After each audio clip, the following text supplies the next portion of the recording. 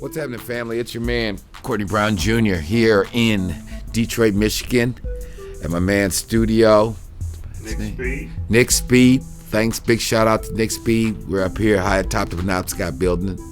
Mojo's former residence. That's home of the mothership and all that. So yeah, we're happy to be here. And again, big shout out to Nick Speed for having us here. So Big Boss Filmworks, right? We're back at it again. We're coming back out with Motown Mafia, Big Man on Campus. That's the life and times of the fictional character Corey Black Jr., which of course is based upon yours truly's life. In the original project, the Motown Mafia, Memoirs of a Kingpins Kid, and then the documentary Motown Mafia, The Life and Times of Courtney Brown, Eddie Jackson, first guys really to rock the city. The story runs basically from the early 70s to 84. Both the book and the movie, the book and the documentary pretty much both end in 84. And as it ends in the book, it's like, this is the end for now. So, over the years, and, thanks to everybody who has checked out Motown Mafia, the book or the documentary, of course, still available on Amazon Prime or at BigBossFilmworks.com. Always shout out to my man, Al Prophet, doing big things. If you guys aren't hip to American Dope, he's putting out some dope content on that. So check him out, August Studios, AmericanDope.com. But anyway, the movie, the doc, and the book continue to do its thing. And as the amount of people who've checked it out continues to grow, people have been cutting into us over the years like, well, you got to finish the story. And, of course, right here in Detroit, people who are more familiar with the story like, man. So, the thing was, a lot of the friends and family and the characters that were involved in the events that happened from 84 going forward, the timeline starts to get close to the present. So we decided, why don't we have some fun with the story, give the people what they're looking for, but we want to be authentic. But to protect the guilty and the innocent, we jazzed up the story a little bit. So the Motown Mafia Big Man Campus kind of goes into my life as Pops is coming home in 84. The Big Man has come home in 83, and what's going on in Detroit and kind of our internship into the family business and all of that. So in the first episode that you're gonna see in this project that will be available for content very, very shortly. In the first scene, it's me, the Corey Black Jr. character, and I'm at my apartment. Of course, Pops had come home, so we was living pretty good, and we got this kind of lavish off-campus apartment. And it's me, the character Brett, the character Tommy, the character Tim, and the character Sean. And of course, these are just events that happened back in the day that we're bringing back to really kind of tie in the story. So it's me, it's the crew there. We went to the local strip club off campus.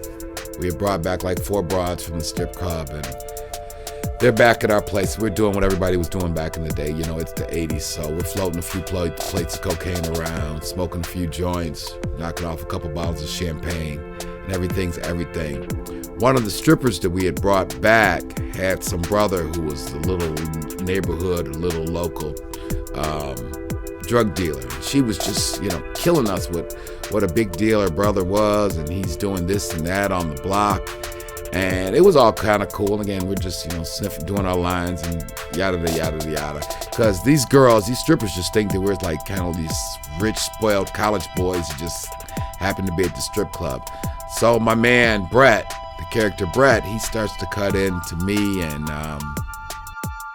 and he's like, why don't you tell these girls about what the real life of kingpins are like?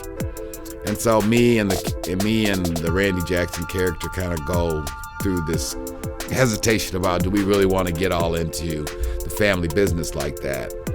But after the Brett character is very persistent, he gets us in chapter my character, the Corey Black character. I get up from the party, I go to the room, I come back out with a scrapbook, and the scrapbook's got all kind of photos and pictures and newspaper articles about my dad and Randy's dad, and of course these are the characters based upon my father, Courtney Brown Sr., and Eddie the Fat Man Jackson, are, obviously people who are familiar with the storyline, but we'll know where we're going with this. And this is how it kind of went down that particular evening. And so when the girls are passed around and reading the newspaper articles, they're all like, wow, well, you guys going to take over the family business? And, wow, your dad was making millions and millions and millions of dollars and all of this and that. And so now the girls go from treating us like square college boys to treating us like, first-class mafiosos. So they all start to get undressed. The apartment turns into like, the hottest strip club in the city. Then it turns into the hottest brothel in the city. And we do the triple X thing for a while.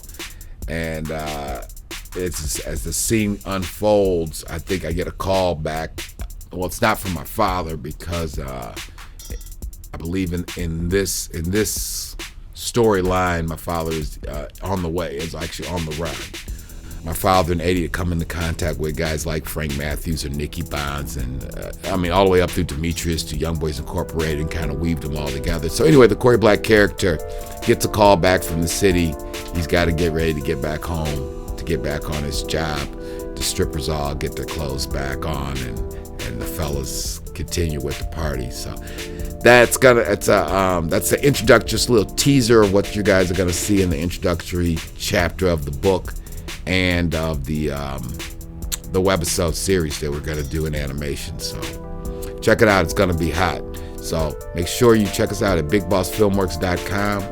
Check us out and what we got going on with our partner out in Cali, Al Prophet, at AmericanDope.com. You can email us at BigBossFilmworks@yahoo.com. So holla at your man. Peace.